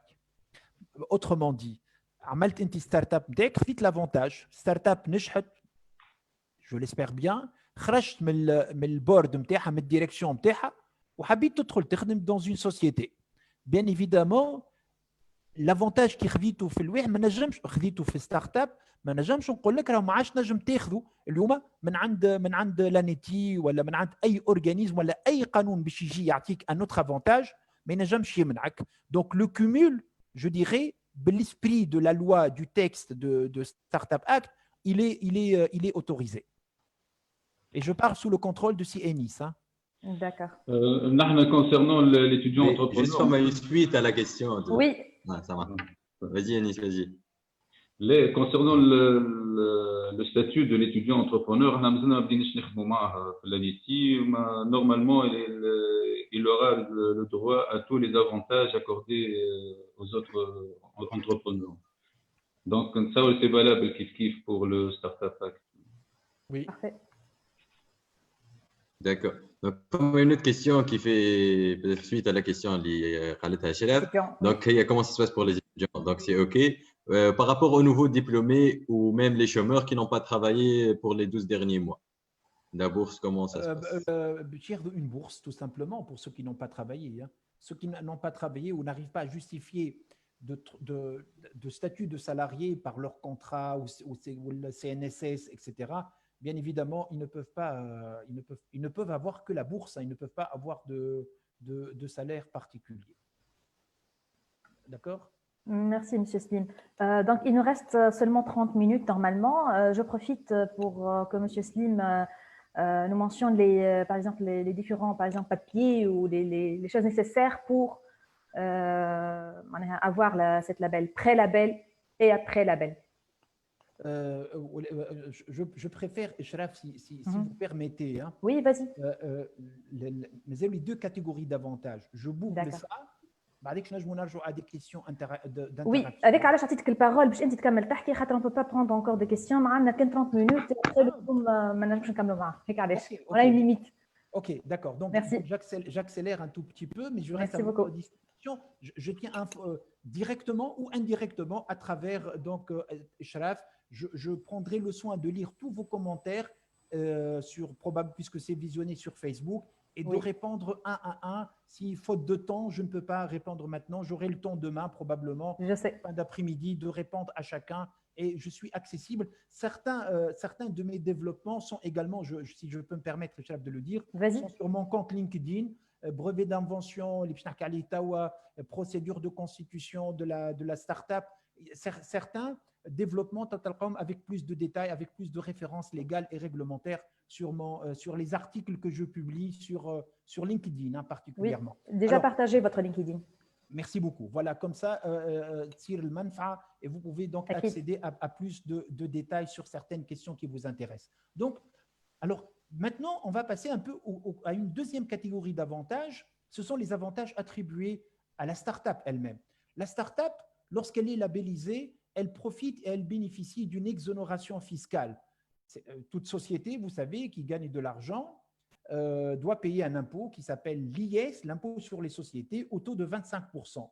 Votre start-up sera exonérée pendant 8 ans à partir de sa date de création, non pas à partir de la date de labellisation. À partir de la date de création, vous avez donc un délai de 8 ans où vous ne payez pas d'impôt sur l'IS. Et ça, c'est très, très important parce que les 25%, vous allez vous les garder vous-même et les répartir entre les actionnaires si vous voulez faire une répartition de dividendes. Et si vous avez, bien sûr, vous avez des dividendes, يعني حققتوا مرابح الشركة اللي خاضعة على الضريبة باش تكون معفية pendant 8 ans. Également, les salariés que vous recrutez dans la start-up, c'est des salariés où vous n'allez pas payer sur la masse salariale, sur les salaires, les cotisations patronales. Vous avez environ à peu près 22% de la masse salariale va être payée par l'État. Imaginez, hein, c'est très important parce que les startups, lorsqu'ils recrutent, ils recrutent souvent des développeurs qui sont très bien payés. Donc, leur masse salariale, qui chauffe le poste frais du personnel, c'est un poste qui est très lourd pour les startups qui commencent. Donc, pour vous alléger cette lourdeur, l'État va vous payer donc les cotisations patronales pendant 8 ans. Et ça, c'est aussi un avantage qui est très important. Donc, voici pour le deuxième avantage. Alors, sachez que également, hein, pour que Zeda, Mich quiconque profite de l'avantage startup, femme a des conditions en cours d'exercice. Quand tu as le label MTEC, au bout de la 3e année jusqu'à la 5e année, il faut justifier au moins de 10 postes de salariés recrutés. Oui. Et d'un chiffre d'affaires ou un total bilan de 300 000 dinars. Avec l'avantage, mais en même temps, il faut atteindre ces objectifs-là. 10 khadema au bout de la 3e année, la première, 2e, 3e année jusqu'à la 5e année. Quand tu as l'avantage de 5 les 8, vous recrutez 30 salariés et vous atteignez un chiffre d'affaires ou un total bilan de 1 million de dinars. C'est un challenge. On veut vous challenger en quelque sorte pour vous faire profiter de ces avantages-là. Et c'est très important. C'est un bon deal. Je pense qu'au bout de la première année, cool, 2, 3, dès que je vous commencez un peu à intégrer donc, des équipes pour faire du recrutement, et c'est le propre. Celui qui a l'avantage a l'inconvénient parfois. Donc, je vous donne des avantages, mais en contrepartie, j'attends également un retour. Alors, l'avantage de la start-up, c'est le compte en devise. Une première exception, la start-up a un compte en devise qui sera alimenté par des apports en capital, par ce qu'on appelle compte courant associé. Donc, c'est possible sans aucune autorisation de la part de la Banque centrale. Femme circulaire spéciale dans ce sens-là, et ça, c'est aussi un très grand avantage. Quatrième avantage, et je fais vite, hein, quatrième avantage qui est attribué également aux startups, c'est la prise en charge de leurs brevets. Si jamais l'activité de la startup aboutit à un brevet d'invention, ce qu'on appelle bara'at ikhtira', c'est-à-dire une invention qui n'est pas dans l'état de la technique, qui est innovante et qui est industrialisable. هذوما الشروط اللي يحطهم القانون التونسي في مادة براءة الاختراع. براءة الاختراع فيها كلفة هي يتسجل au niveau de l'INORPI, l'Institut national de normalisation de la propriété industrielle. تنجم تسجل le brevet sur le plan national في تونس. ولكن تنجم تسجل sur le plan international. Ça coûte un peu cher sur le plan international. On s'est dit, pour les startups qui développent des brevets d'invention, bien évidemment, on veut les aider et on va les aider à travers cette prise en charge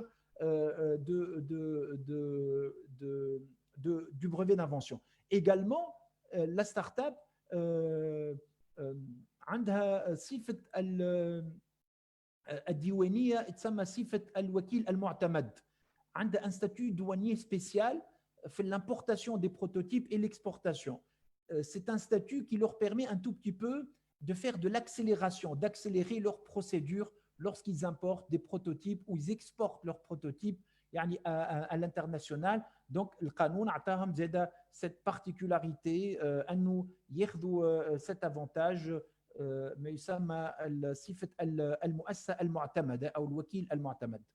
هذا بالنسبة دونك لي زافونتاج اتريبيوي بالنسبة للستارت اب.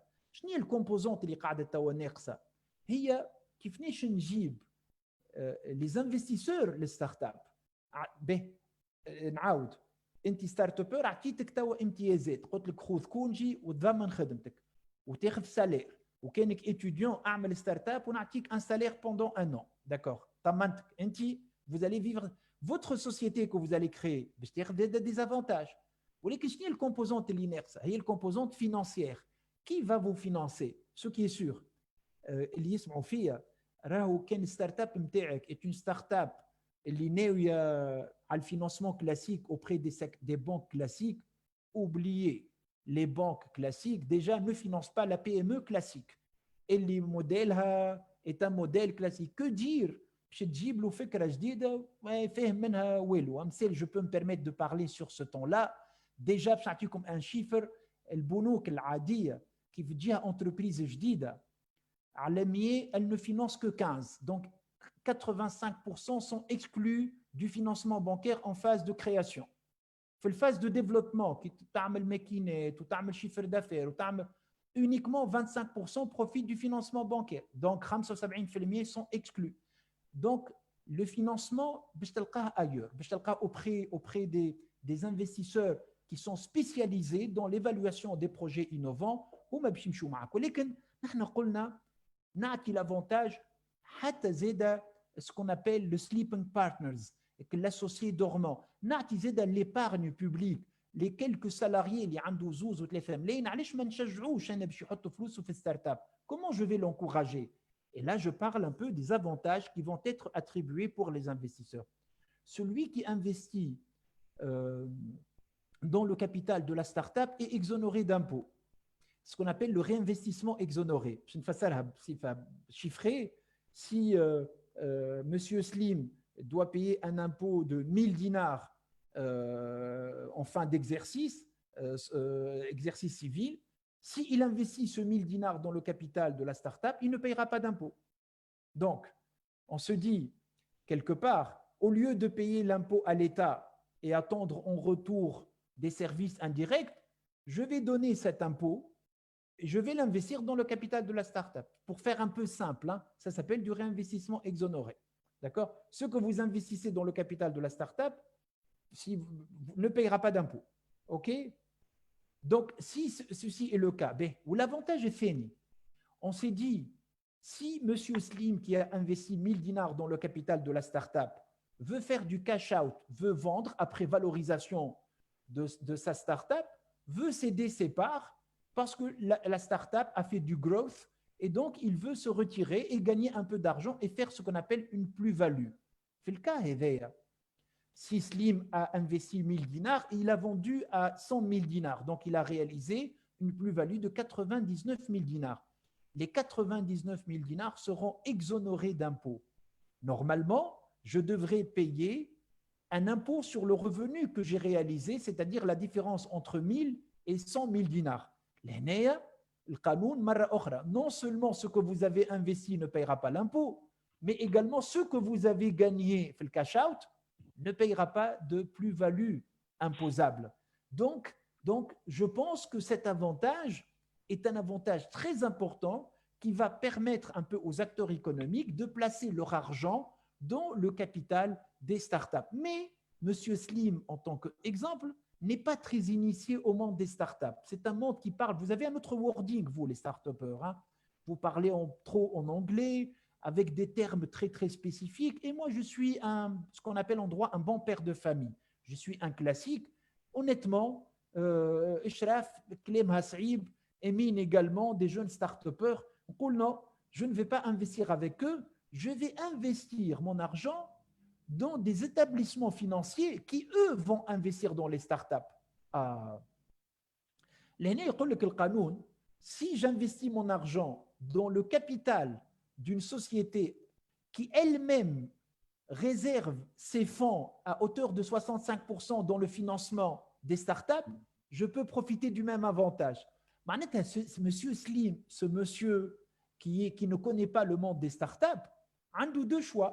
ou bien il investit directement dans le capital de la start-up et il a l'avantage du dégrèvement fiscal plus l'exonération de la plus-value, ou bien il investit dans une autre structure, et là où un bailleur de fonds spécialisé dans le financement des start-up. Donc, voici à peu près la boucle des avantages, 3 catégories, le start-upper, la start-up et les investisseurs. Combien ça coûte? C'est la question que je me suis posée tout à l'heure. L'étude globale que nous avons faite, يعني sur à peu près 100 startups labellisées, le coût les salaires اللي باش تعطيهم الدولة, le manque à gagner بالنسبة للفيسكاليتي, الخلاص الcotisation sociale, à peu près sur 100 startups labellisées 35 millions تتكلف. نحن on table aujourd'hui في العام à peu près on labellise 200 startups, donc femme à peu près 70 milliards كلفة على الدولة labellisation des startups. Bien évidemment تتكلف على الدولة, mais c'est comme un investissement. الدولة قاعدة تستثمر في l'écosystème des startups باش بعدك يرجع un retour sur investissement par la création d'emplois, par la création de valeur ajoutée, bien évidemment. Donc voilà, à peu près, j'ai bouclé la boucle un tout petit peu des conditions, mais également des avantages attribués à la startup, et je reste à votre disposition s'il y a des questions. D'accord. Il y a une question. Amine, si tu as une question. Non, vas-y, toi. Ok, donc y a-t-il un seuil pour l'investissement, nombre d'investisseurs, par exemple, ou un chiffre? Non, non, pas de capital minimum, pas de capital maximum. Seule condition, seule condition est que 2/3 du capital doit être détenu par des personnes physiques tout au long de la vie de la start-up labellisée. يعني كاين capital qui يتبدل en cours de route, تنجم يتيح عليك اللابيل. ديما au cours de route de la start-up 2/3 du capital يكون عند une personne physique وإلا établissement financier et ou start-up étrangère. Ça, il faut le préserver tout au long de la période du label. D'accord. Une autre question, je pense qu'elle est intéressante. Pour les bourses, c'est intéressant. Oui, tout. On ما نحكيلكش على les questions اللي قاعده تجي, c'est énorme, on peut pas معناها tout répondre, mais j'essaie de prendre les plus importants peut-être. Tous les co-founders bénéficient de la bourse et des avantages ou pas? Est-ce que tout ils bénéficient ou la femme a un nombre limité? Alors, merci pour cette question encore une fois. Parce que moi, honnêtement, je fais une conférence, mais sans support devant moi. Hein. Je comprends. Donc, il y a des aspects que peut-être… oui, merci pour cette question, Ishraf, mais également à celui qui l'a posé directement. 3 start-upers uniquement peuvent profiter de cet avantage-là. Oui. Si vous êtes 4, il faut que vous faites un arbitrage. 3 uniquement peuvent profiter, et ils ne peuvent profiter que pour une seule start-up. C'est-à-dire que si M. Slim est start-upper dans la société A et B, donc il y a un seul avantage de la société A ou B, c'est à lui de choisir, mais il ne peut pas cumuler deux bourses ou elle a 2 salaires de chaque start-up. D'accord. Donc, il y a une autre question de Omar Melouli. Je suis un architecte d'intérieur depuis 2012, j'ai une patente de personne physique. Et il veut switcher une start-up innovante, d'où il doit changer son statut. C'est une des conditions, je dois être une entreprise. Dans ce cas, est-ce que je perds mes avantages ou au contraire, j'en gagne d'autres? Alors, obligatoirement, il doit créer une société, donc trouver un partenaire.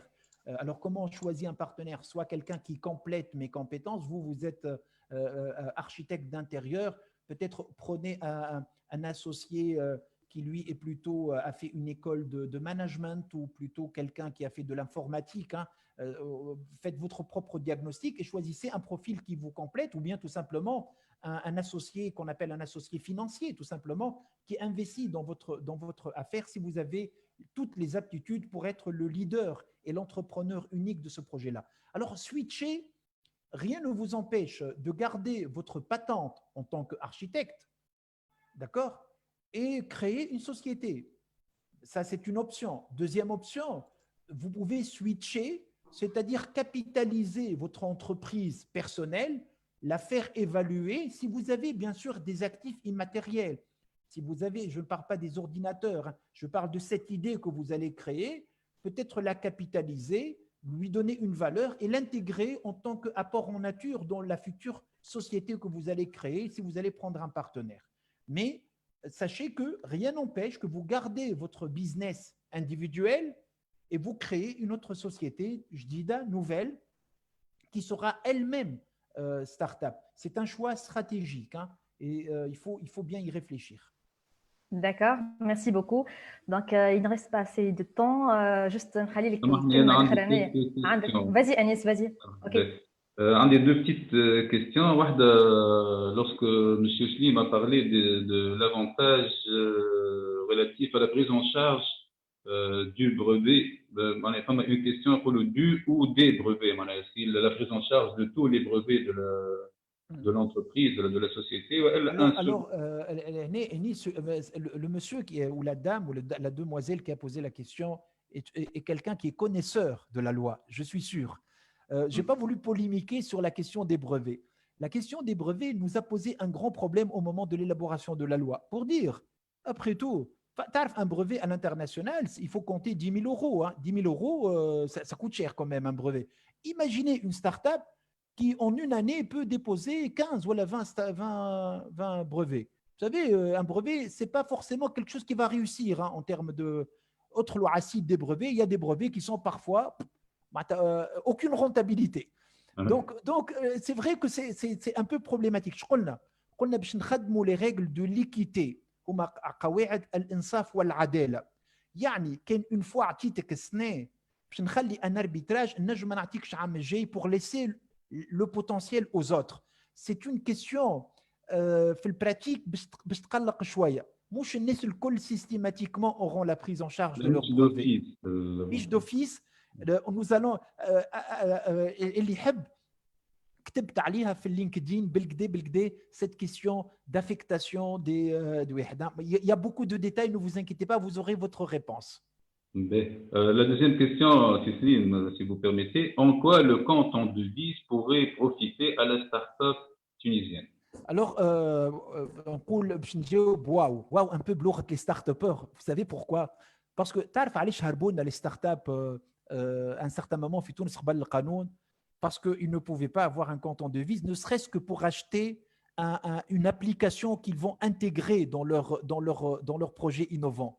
Ne serait-ce que l'achat d'un logiciel, ils ne peuvent pas le faire. Vous savez qu'on n'a pas le droit à l'utilisation de la devise. Lorsqu'on est un jeune start-upper, vous connaissez un peu les problématiques de PayPal, la conversion du dinar, etc.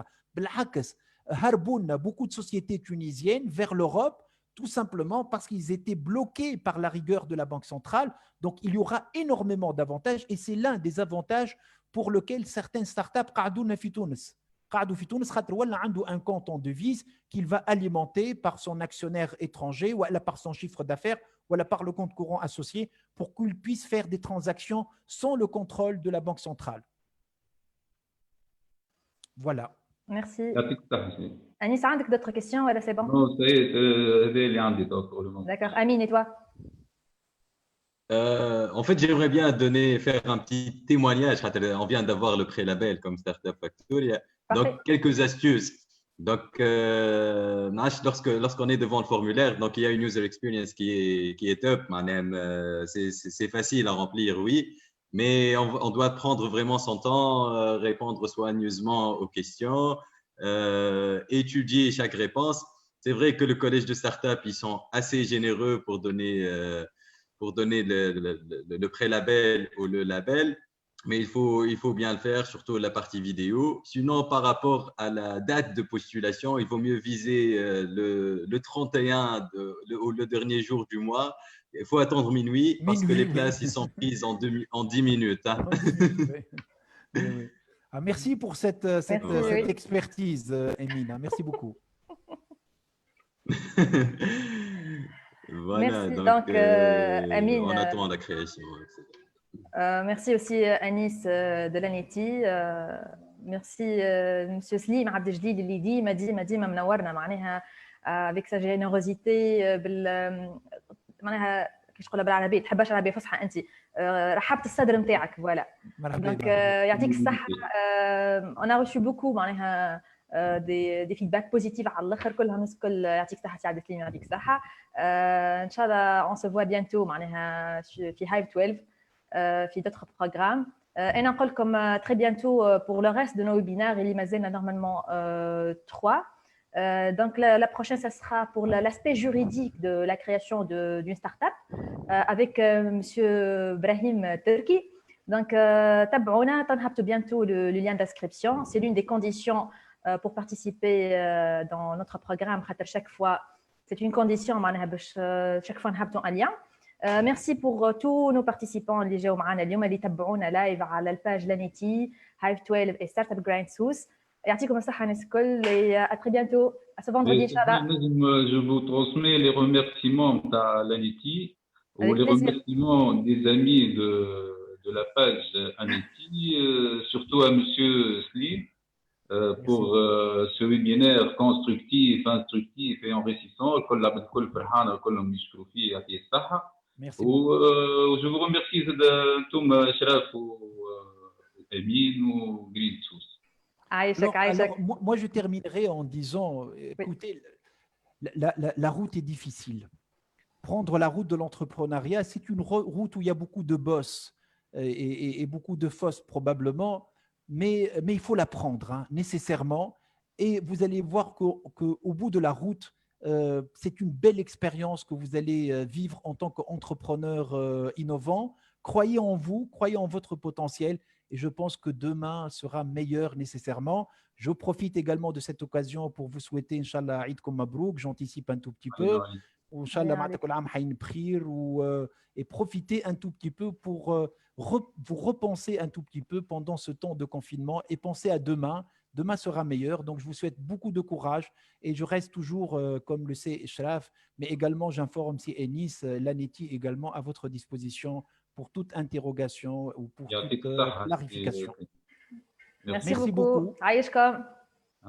Bonne soirée. Merci à vous tous. Merci Sislim, merci Shraf, merci Enis. Donc, on a d'autres rendez-vous.